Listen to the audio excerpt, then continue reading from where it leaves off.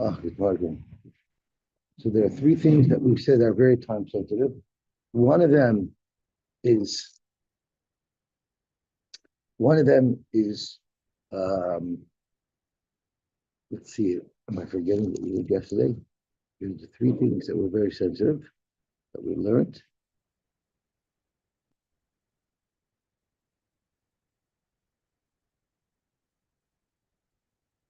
Learned about the tefillah for different sorrows, such as chichoch, different type of shchins.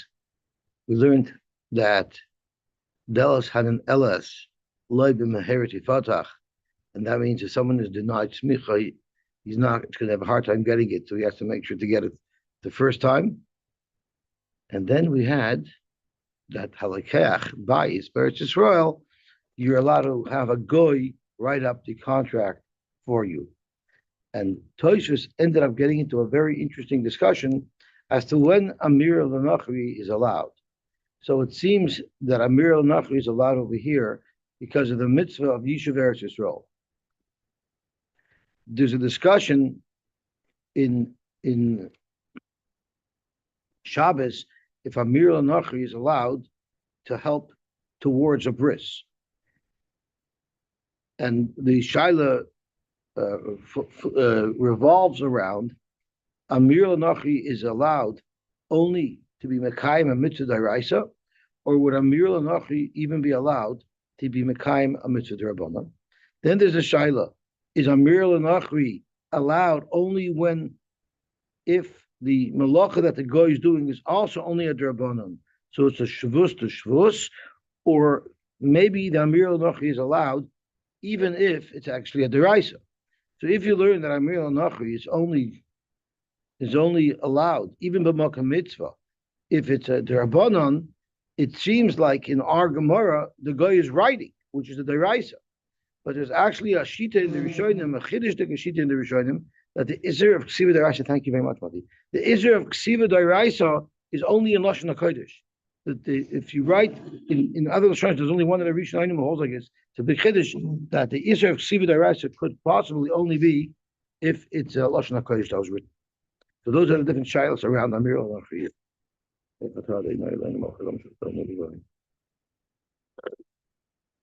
Okay, so now it takes us to the bottom of the Amud Tanur Rabbanim.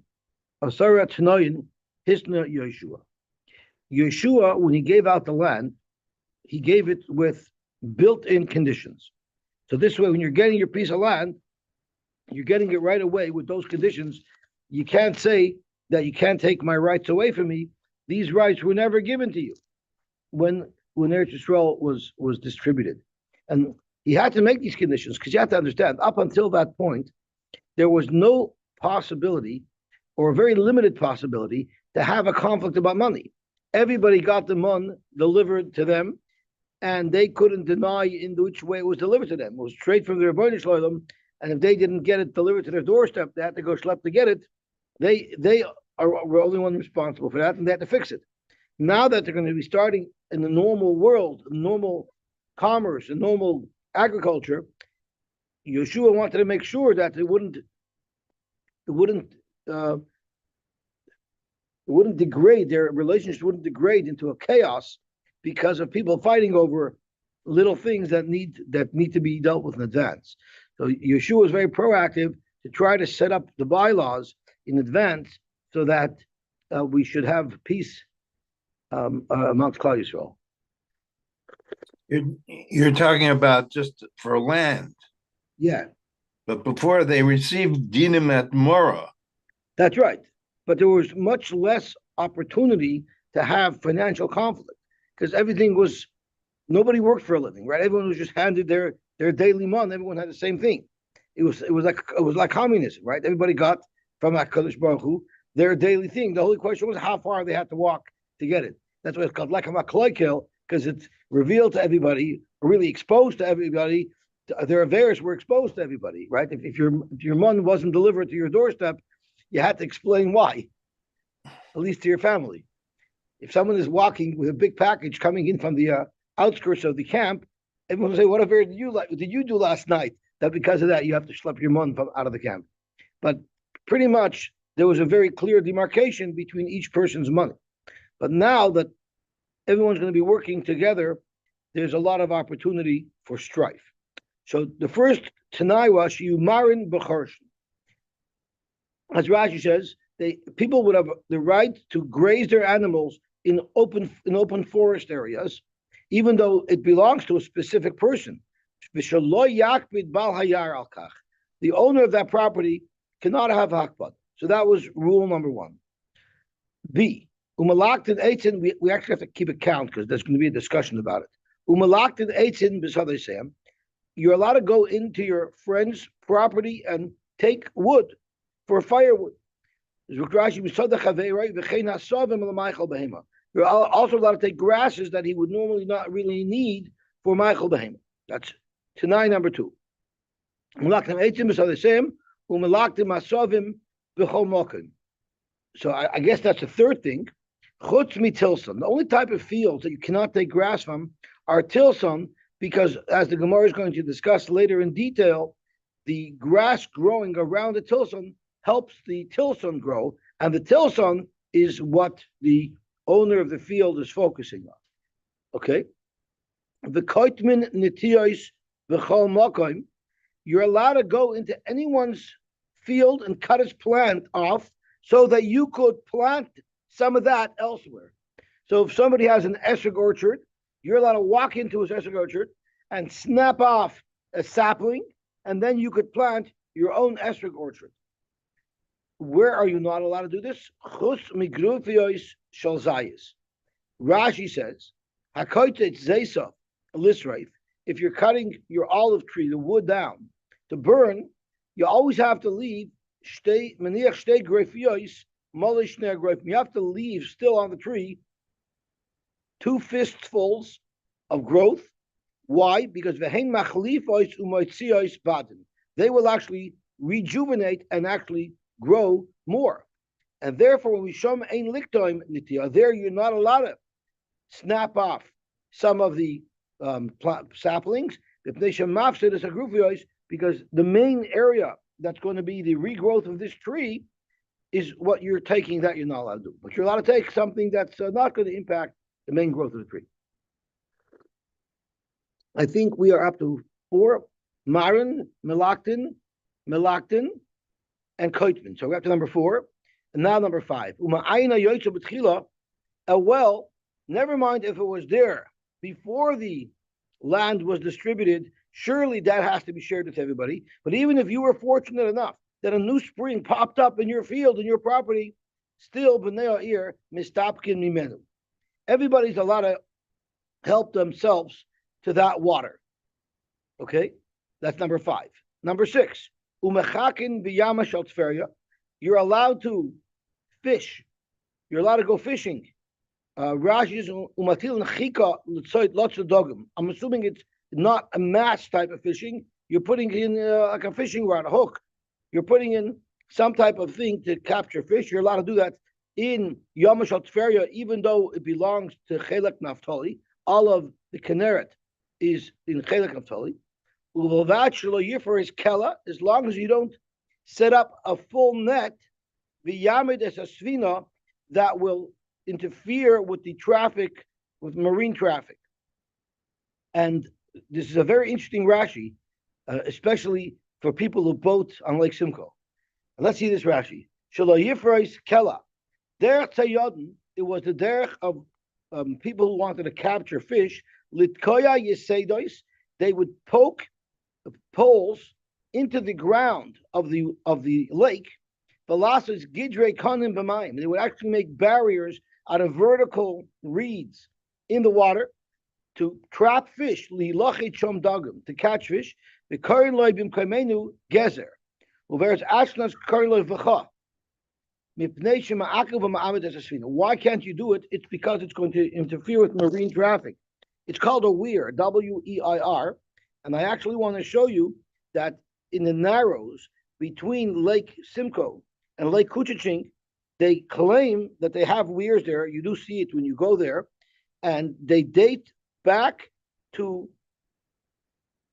like 3,000 or 4,000 years ago, from I don't know, from Moshe Shua Ben Nun. I'm just going to show it to you. There were people out there. It says there narrows, kuchiching. I'm going to look. There's a whole stickle on it, and it explains how it works. I'm actually show you what it is. A history predating Yoshka Lapondrik in the narrows that are between. How come it's not loading? In the narrows that are between Kuchiching. So local historians recount the important role fish weirs, W-E-I-R, once played for indigenous people living in the area. So there's actually, if you go out, you can actually see these poles poking just on top of the surface of the water. You actually can see it. Says for thousands of years, people have been fishing at the Atherley Narrows. My kasha is that they're fishing there for thousands of years. Didn't they give up yet? A long time ago, around the time of the pyramids, so that's mamish before the Moshe Shubanon, people observed that the fish would cross at this location from one lake now named Simcoe to another now named Kuchiching. The fish spent summers and winters out in the deep water of Simcoe, but in the spring would spawn in the shallow water of the Kuchiching. Even fish take a vacation come the summer. Over time, a technology was developed. This is the high-tech industry of the pyramids. Over time, a technology was developed to trap these fish in areas where they could be speared. This was accomplished by driving stakes into the lake bottom. These weirs, also known as fences, would force the fish into areas where a waiting fisherman could spear them. Similar practice was also employed on land with larger mammals like deer. Fish weirs can also be formed using rocks to force fish to one area where they can be netted or speared. There are possibilities, even probabilities, that other local rivers, lakes, and lakes have fish weirs or had fish weirs used under their waters, but perhaps we just did not recognize them as such. The distinction of Atherley Narrows, I can't pronounce that word, I think it's pronounced Kishka, located is that it was used for a number of years by many people across the continent, and due to low current, meant that the artifacts of that location are still in, I don't know what that means. In place. We often go, what is that? It means in place, in situ. In place. Okay, so I'll bring you right. That doesn't mean in place, because if it meant in place, they could have wrote in place. Anyway, we often go to modern maps and modern culture to try and understand ancient movements of people. Thus, we fall short. Cold water at the end of what we know as Severn Sound was an important part of the native culture, but is overlooked today.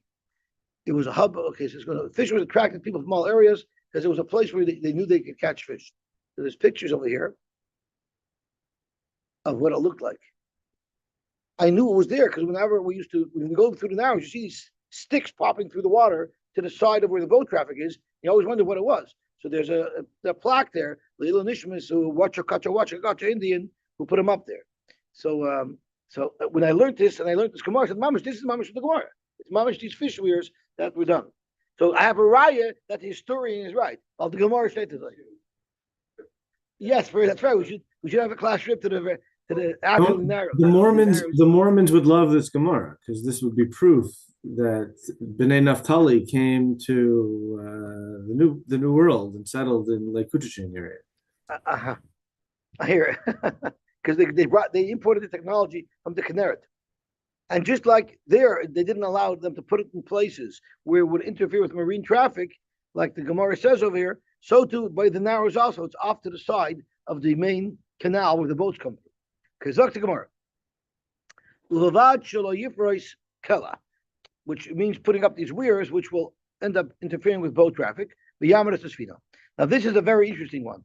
In those days, they didn't have public bathrooms everywhere. So what are you going to do if you're walking in the farm, in the fields, and all of a sudden you got to go? What are you supposed to do? There's no bathrooms around. So the halacha is you can go behind anybody's fence, even if it's a field that's full of expensive growth. Does anybody know what karcham is? Saffron. Saffron. So saffron, I guess, is expensive. Nevertheless, you're allowed to do what you got to do there. But more than that, what you need your cottonelle. What do you do about that? So Rashi says, you're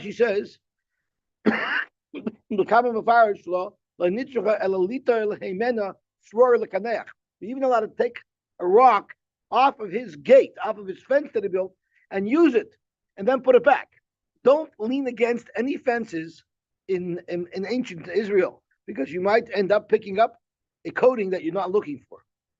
But this is unbelievable. But they had to do this. I have a sister-in-law who was always very paranoid to wash her vegetables carefully because she always thinks there's no bathrooms out there in the fields. Who knows who's touching these tomatoes as they're picking them? That's why cantaloupe have a problem with E. coli. So last month, my sister-in-law went to volunteer to pick tomatoes on the farm. In the middle of picking, she says, "Is there a bathroom around?" They said, "Sure, any tree you want is your bathroom." So she said, "Oh, now I see it was right." Sagt Gemara weiter. Umahalchen b'shvile harishus achetera derviyashnia. During the off season, where things were not growing, people would use shortcuts to get through properties. If you live on Baycrest, you always have a long line of children running through your yard, going back and forth to get from Baycrest to Sultana. It's very common in Muncie. People actually make paths. Instead of having to go around the block, you cut through. It goes much faster.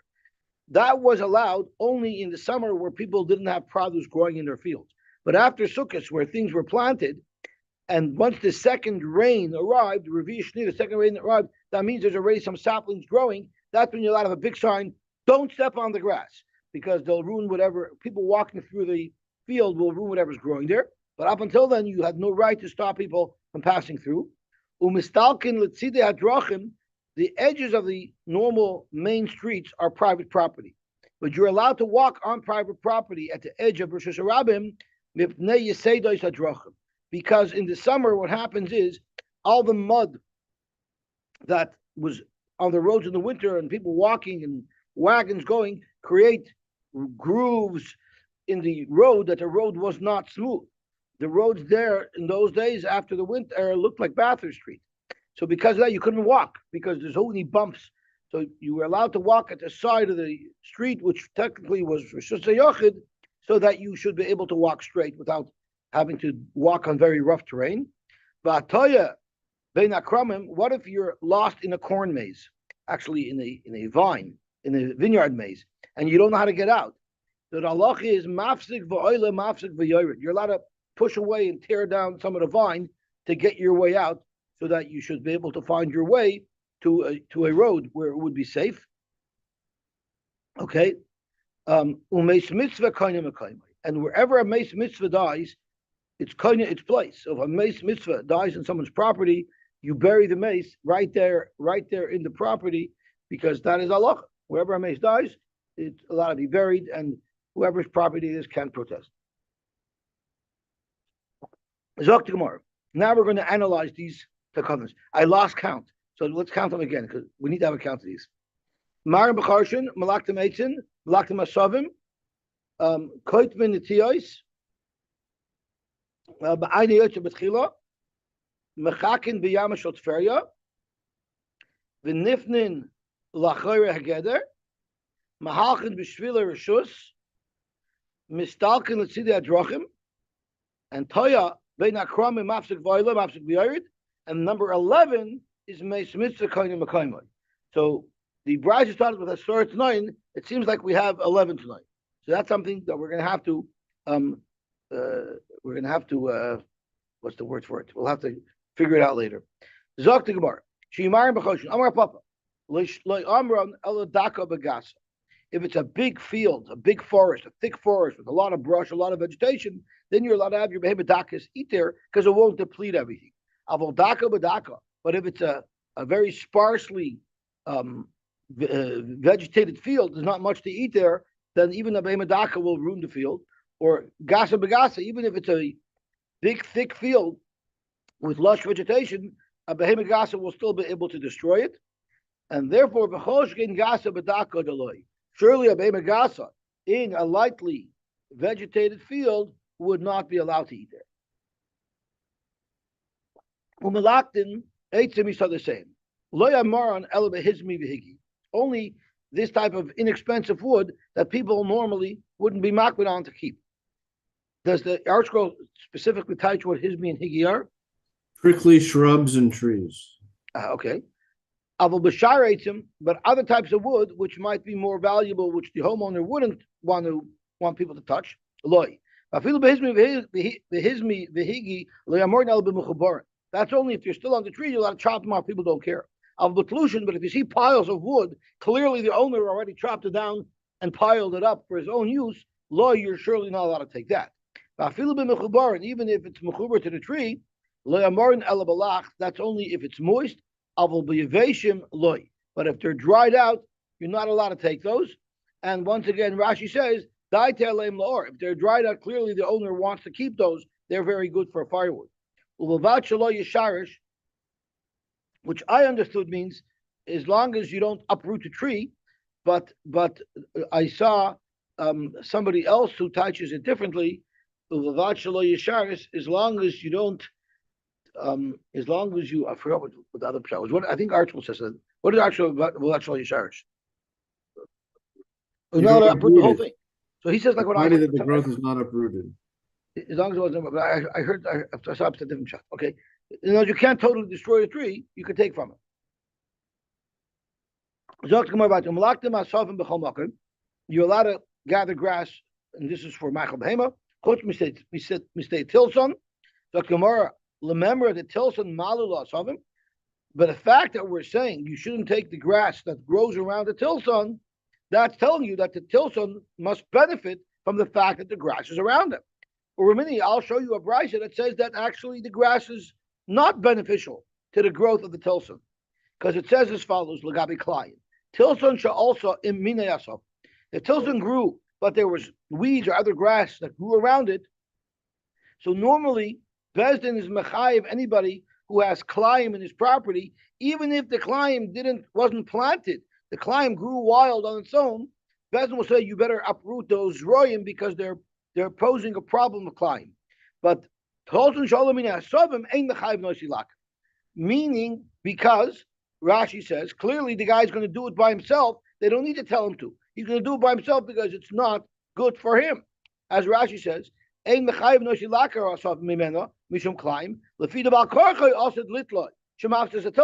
we know he's going to do it anyway. There's no need for them to tell him to do it. That's how Rashi learns the raya that this Tilson must not benefit from the grass. Tosha doesn't like Rashi's pshat. God understands just because the guy's going to do it anyway. Not mechuyev, you're mechuyev. But we know you'll comply. So that's why Tosha doesn't like this pshat. Tosha says the kosherly brusha the in the chayv and mashu shein osher v'notzei. It's a mashu that's not a problem. Like right? What if he's lazy? He doesn't do it. Why would they not be mechayvim? So if he doesn't do what every normal person would do, he's still leaving Kleim in place. So because of that, Tosfos does not like Rashi Pshat.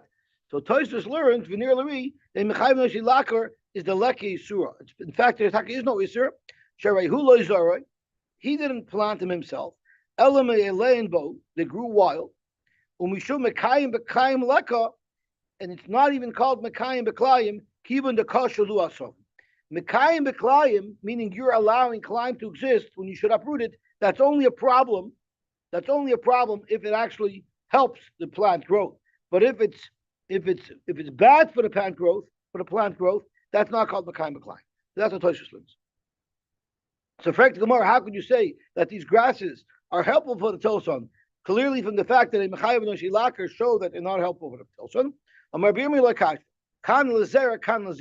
really all depends on what he wants from the Tilson. Sometimes you're eating the seeds of the Tilson, and sometimes you're eating the actual shoots of the Tilson. If it's the seeds of the Tilson that you're after, then the asavim are bad for the seeds. The by sucking up nourishment from the ground, it depletes some of the nourishment from the seeds. The makashla, period. The makashla. And they ruin the seeds. But Lazirin, if you want the stalks, then you want that the stalks should stand upright. They shouldn't sag over. They're malila. They're the grass that grows around these stalks are helpful because they actually support the plants to grow straight up. The chikaimi b'nei asavim, mirkava. When they grow up amongst the blades of grass, they ride on it. They lean on it, so they're straighter. So it really all depends. The Tilson that we say you're not allowed to take the grass from around it. That's if it's beneficial to the Tilson. such as you want to till some for their shoots, for their stalks. But if you want them for their seeds, there the grass is no good, and that's the tilson that ain't mechayvin oisoy lakor. Iboy say, or you can say different shot. Kind of it depends on what the person in the field wants to do with the tilson. If he wants it for machal adam, then it's bad for it. If it's for machal behem, it's good for it. The kivan del behema who desire, since he did it for he planted it for the behema, asavim nami miboyle. If it's for behemoths, let the behemoth eat everything. So I want the grass as well. Frank Gemara, you're walking down the street. How in the world are you going to know if the intent of the owner is to have this field to feed his animals, or if he's planning to harvest it and use it for human consumption? Umanayadina. Amar Papa, very simple. Shari mishari, if it's planted in nice rows, clearly la'adam. Loy shari mishari, if it's just wild and there's no rows there, the behema, it's a clear sign that he's planning to leave it for the behemoths, and therefore there you would not be able to take the grass. Now, I have a question that I don't have the answer to. That since we have 1 minute before 6:30, I'm going to ask Ayun to help. Going back to the fishing, so the halacha is you're allowed to fish. So first of all, what is the exact definition of matil and chika lotzedogim? Is it a trap, or is it a fishing hook with a worm on it, or a lure? Does he say what it is? The article says a hook. A hook. A hook and line. You have to get a fishing license. You're allowed to take up to 4 fish out, but you can't fish en masse. Okay. Now look at Rashi, Shalivas Kella, but you're not allowed to put these types of nets that are going to impede marine traffic. But let me ask you a question. What about a net that catches a mass of fish but doesn't impede marine traffic? Are you allowed to do that? So I wasn't sure about that. Tosfos says something. I didn't see anyone who brings out that there's a machlokes, but let's look at Tosfos. It's in the intermediate lines. Kol adam, everybody's allowed to put official. You're not allowed to put out these things that impede marine traffic for everybody. Even Bailam, even the owner, even Cheshevet Naphtali is not allowed to put these weirs, even though they own the Kinneret, because they're not either allowed to impede marine traffic. But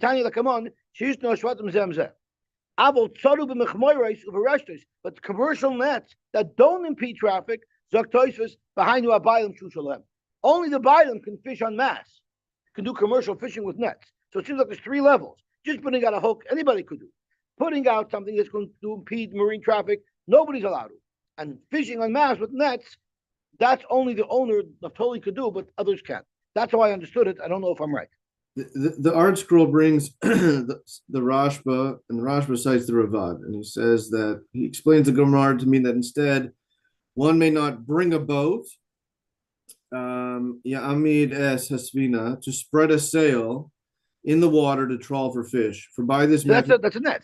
It's commercial net. Right. He captures too many of Naphtali's fish. So everybody could do it except Naphtali. Forget it. Naphtali could do it, nobody else could. It's Naphtali's property. Oh, that's what I meant. Yeah. Okay, so nobody that's what except Naphtali. Okay, beautiful. Zok to Gemara weiter. The kite minatiyah b'chol makom, you're allowed to actually. I can imagine if you went into a chazanish orchard, someone who just invested millions of dollars to build an esrog orchard, and say, "I'm just going to cut a little sapling because I'm allowed to. It's one that it's name, so that I could compete with you and make my own orchard." It seems that you're allowed to do that. You want to graft? You want to graft the chazanish esrog? No, you're not grafting. You can actually cut a sapling and plant it and actually grow. No, you would cut it and you would graft it into another tree. Well, then it defeats the whole purpose of a chazanish. But you could plant it by yourself. Why can't you plant it on its own? Because I think when you cut that, don't you have to graft it into another tree, into the branch of another tree? No, you can plant it by itself. Yeah. You can plant it by itself as well. Yeah. Take it from a green thumb.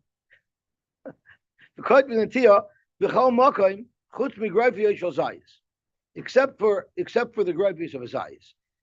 Piers Rav Tankum Rav Bryce mishum zaken echad. Bezayis kebeit. In a zayis, you have to leave here. I should just kashir goiva beitza sarich laniach min azayis milamata samach legeza. So down at the stump, you have to leave at least a sheer growth of a kebetza so that it can grow, it can regenerate and grow. But the kanim of the kafanim by reeds and by vines, min a pekak ulamayla. I know a pekak in Ivrit is an accident. But that's not what it means over here. Right? Mutter looked at pekak kesher. So I guess there's knots there's like these little bumps, there's little knots in the vine. So from there and above, you're allowed to. Kak is a traffic, means Tenua yeah. is traffic. Yeah. Tenua is traffic. Teuna is The a kak backup. is a traffic is jam. is a Sorry, big traffic traffic, jam. Stopped up. Yeah. It's knotted Yeah. up. Tuna is an accident. Right? Tuna is an accident. And pekak is the congestion that the accident causes. Okay. If only these taxi drivers knew English, what they could do with that word would be unbelievable. And all the other trees, min ilam. You could take from the thickness of the tree, min Rashi touches, I believe touches a little differently, but Rashi touches, what does it mean, oivoi? Mi perioi, kloimer me enough my rakim v'dakim.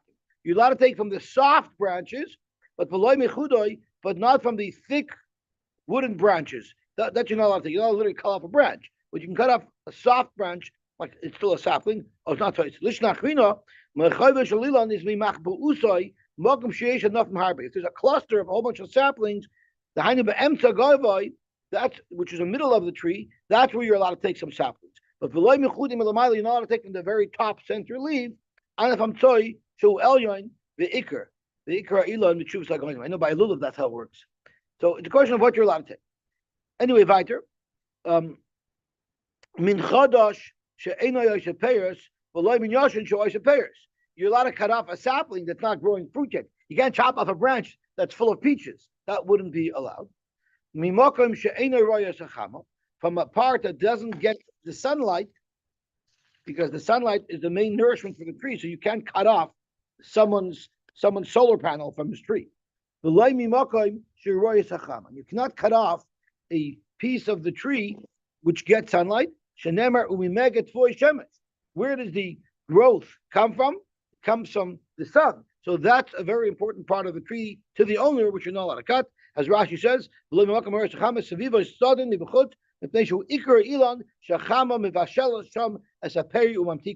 it's not only because of the sunlight that it's accepting to grow the tree, it also helps ripen and sweeten the pears.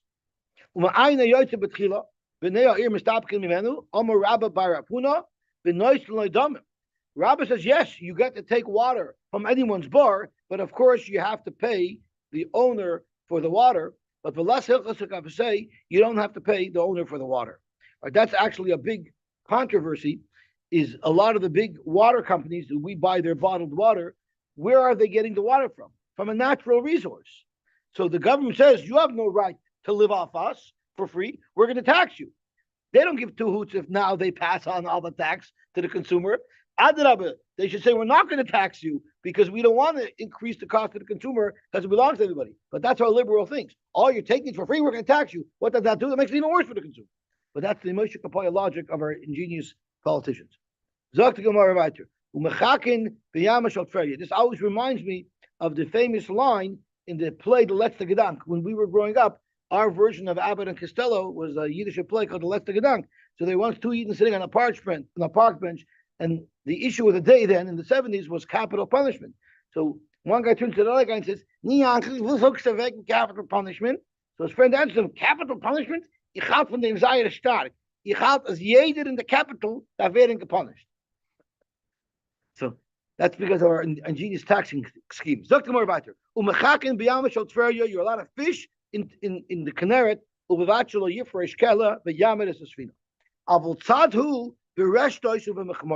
He is allowed to use nets. So this is really where it comes from. What does the Gemara mean when it says tzadu? Does tzadu mean the owner, which is how we learned on Amud Aleph, that Avigdor quoted from the Ravid, and we saw in Tosfos, or tzadu, does that mean everybody? So that is the question here. Originally, the Shvatim made up amongst each other that people shouldn't put impediments to marine traffic. You're allowed to put these nets up. All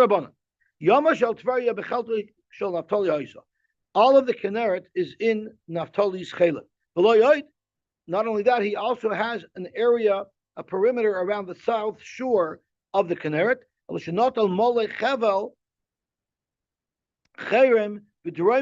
so that he can actually set up the nets on shore.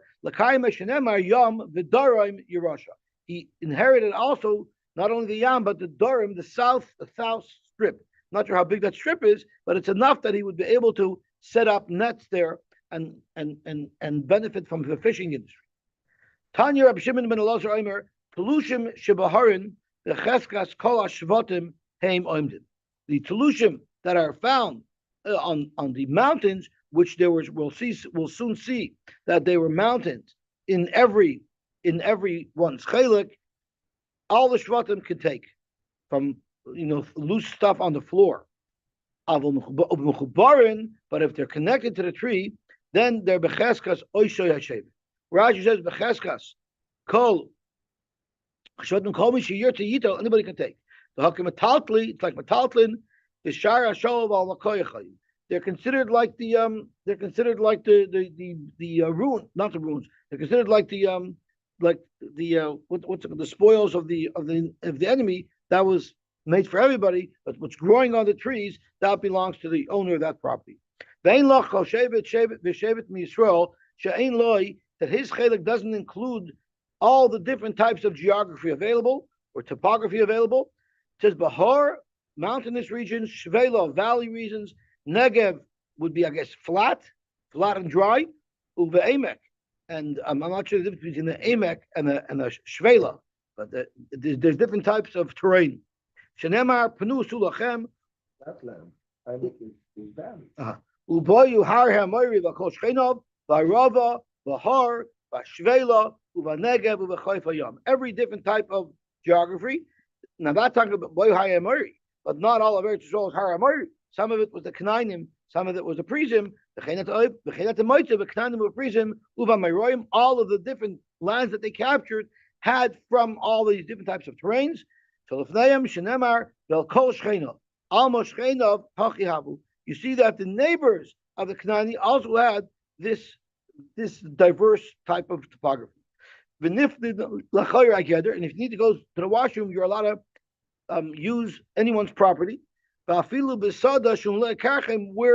what you're going to do there is not going to enhance the value of the product that's growing there. That they can go to the bathroom, it's possible you can go to the bathroom. You can even take their toilet paper, you can even take a stone off their fence and use it. Even on Shabbos, you're allowed to do that. He would use it, and he would put it back. That's why no offense. Don't lean on any fence in those days because you never know what type of surprise might be waiting for you. He would tell Shabbos, Zil Shirke. He would tell him after Shabbos, go back. And Rashi says, Shirke means just, I pulled a rock out of the fence. I want you to go cement it back in. But I'm assuming he wanted him to wash it off and cement it back in. The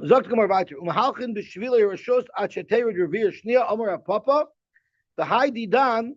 Our terrain, even before it rains, even the dew makes it that you shouldn't be walking on the fields. So I guess by us, even at an earlier point, once there's dew, you shouldn't be walking on people's fields. Because the roads are very uneven. This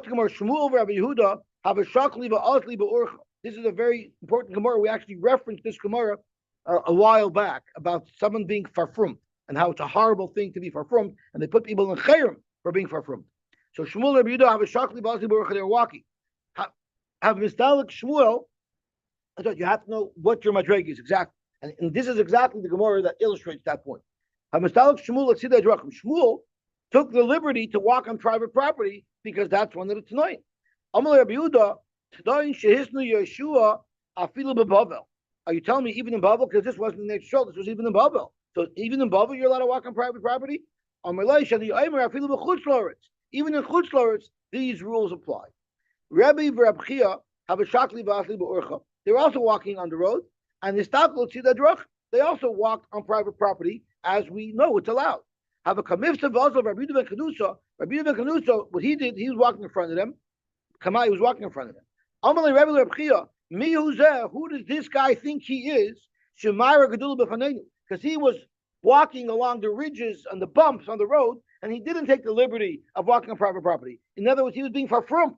So there was a time on him. Who does this guy think he is? Amalei Rabchia, Shema Rabbi Yehuda ben Kenusa, Talmidehu. Maybe he's my Talmud, Rabbi Yehuda ben Kenusa, who is worthy of that. The whole Ma'asav l'Shem Shemayim. And all his Ma'asav are l'Shem Shemayim. Kimatu l'Gabei, when they caught up to him, because obviously he couldn't walk too fast because he was busy bouncing in between the rocks over there. Chazia, they saw. Amalei, they told him, Ilav Yehuda ben Kenusa, if you weren't Yehuda ben Kenusa, Gazartinu l'Sakach begizah the parcel. I would have been glad upon you should get hit with a metal rod, which Rashi says doesn't literally mean that. Kloimer nidu, I would have put you into chayrim because it's a horrible thing to be far from. Patoya ben akramim, mafsik v'yoyred, mafsik v'oilo. You can cut vines to help you find your way. What if you see your friend that's getting lost? Mafsik v'oilo, mafsik v'yoyred. You're allowed to come after them to find him and to extract him until you get him to a city or l'derech or to a road where he'll be able to find his way. What if you yourself are lost? This has been a kramim amongst the kramim. Once again, mafsik v'oila, mafsik v'yoyred, why do we need to repeat the same halacha over and over again? It's your friend, it's a Jew, what's the difference? If I see my friend lost, I know what I'm doing, so I can extract him in the fastest, simplest way. Therefore, the nifsik, I'm allowed to cut because I know where I'm taking him. But if you're lost on your own, you don't know where to go. Maybe nifsik. Maybe you shouldn't. Maybe he has to go through the rows to get to the edge, and he shouldn't have a right to do too much damage. Kamash Malon, he's allowed to do it. Break the Gemara. Why are you saying that this is a takana that was made? Hadairaisa. This is actually a deraisa de keheter to do this. The Tanya Hashavas Gufa Minayin. How do you know that there's not only a chiv of Hashavas Aveda for an object, but there also is a chiv to return somebody if that somebody is lost? The Pasuk says, we're talking about a neveda, but it says, even he himself, you should give back. Which means you have to help somebody who's lost find their way. So Dairaisi. I'm sorry? Dr. Gemara, I think that's exactly what the Gemara answers. The Koi Bei Mitzri.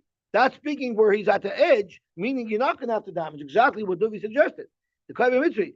Also, who talking the mafsik v'oila, mafsik v'yorid? The takana is that you could even do it, even though it's somewhat going to damage the person's field. Zok to Gemara weiter, umeis mitzvah kainim akaimer. We're manufacturing Gemara. Hamoitzi meis mutal b'isratya. What if you find a mace smack in the middle of the Rosh Hashanah, in the middle of the big plaza? So you can't bury mamish right there. So mifhaneyul yamin isratya or the small isratya. You have to move him to the closest property, private property, to the right or to the left. What about if Musadabur was near? On one side, there was a field that was not prepared to plow on, and the other field was prepared to plow on, so there'll be less damage to the Sadabur, Mefaneel Sadabur. Whatever the Sadanir, Sadazera, so now the Sadanir is going to be less damage, Mefaneel Sadanir. How you stay in Bayrois, or you stay on Nerois, they were both in the same situation, or stay in Zerois, there Mefaneel Lamokim Shayir, so you can go wherever you want. So it's schwer because you should do it right there. And when Fanel Zakash Amaloi Kanamakomi, she's not Kanamakomi. The Kanamakomi, Matzi Bala Sada Shal Yamin, Vishal Smiley Kube. They just say you can't put it here, put it in the stratio. That's where it is. He just has to walk around it. He shouldn't be able to walk over it anymore. Too bad for him. Besides, Kohana shouldn't be owning land. Right? So Zak Gemara, the territory is Bemutol Ala Meitzar. Muto b'roicha v'derech. It's in the ground. It's in the road. But oivrin u'mahilan alav oishtaris u'matamis. It has to be moved. Normally, it's kind of a but here it's in a place where it's really posing a public hazard, so therefore they have to move it. Once there, it's an exception, and you're allowed to move the mace from where it is. You said there's 10, but when we counted, we actually counted 11. So tomorrow, maybe Mahalkan B'Shvila Rishos, Shlomo Amar. Mahalkan B'Shvila Rishos is not from Yeshua, maybe that's from Shlomo Melech. Can you tell me we learned?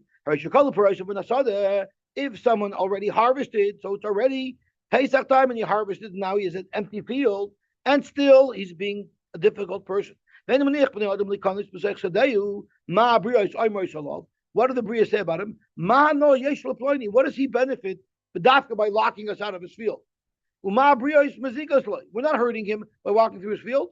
All of from being good, I'll take don't call yourself bad. Frank Timur doesn't say that in the pasuk. In it says similar to that.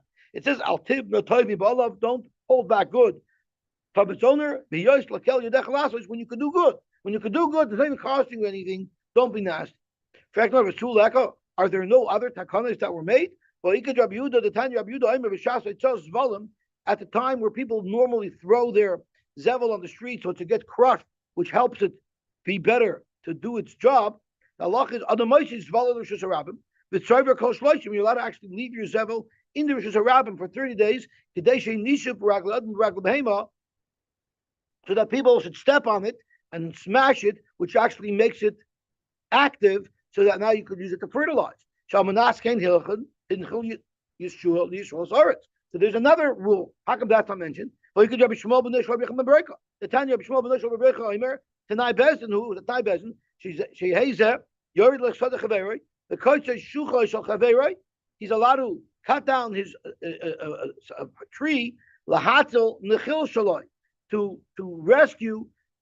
If let's say my bees, I'm a beekeeper, all my bees went into your property and are on your tree. How am I going to capture my bees? I'm allowed to cut the branch off your tree that has all my bees and bring them back home.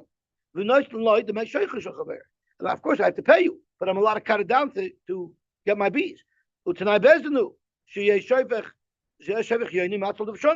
if I have a jug of oil of honey, which is very expensive, and it's breaking and leaking, and you have a jug of wine? I'm allowed to grab your jug of wine away, pour it out, and capture my honey. So I'm saving money. Of course, I'll pay you back for your wine, but my honey might have been worth $500. Your wine is worth $100, so I can seize your wine, spill it out, save my honey, and give you $100.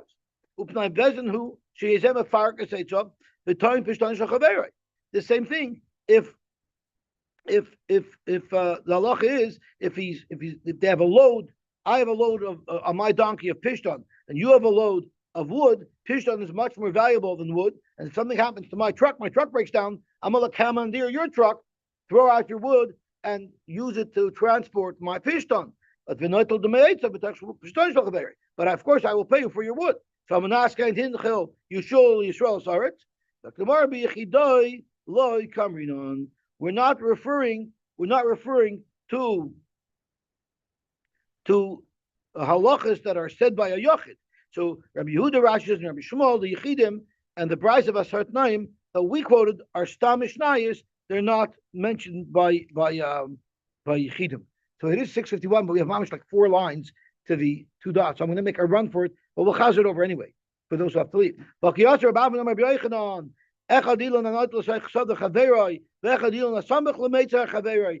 you're allowed to say that it's mine. You're allowed to take the kur from it and say it's mine. It's not your land because Yisrael is aretz. Ella man tana asar tanoim shehisna Yeshua, who's the Bryce who says that it's Rabbi Yeshua ben Levi it's Rabbi Yeshua ben Levi, and in fact, Rabbi Yeshua ben Levi is an Amoira who learned this Bryce, but Rabbi Yochanan might argue, and Rabbi Yochanan might argue in Rabbi Yeshua ben Levi, and might hold that there's 11 Tanoim. So Tanoim sheisna Yeshua is Rabbi Yeshua ben Levi, Rav Gevia mi Beikasil Masla Behedja. He learns it. Rabbi Gevia from Beikasil learned it beferish. Of Tamchem ver Bryce Army Mishum Zakan Echad. Umani Rabbi Yeshua ben Levi, in the name of Rabbi Yeshua ben Levi, they said Asar Tnan Hisna Yeshua, but many people argue and hold that there were more Tanaim, and therefore it's not shver why we found more Tanaim according to other Amorim. Okay, we'll stop here and we'll do tomorrow.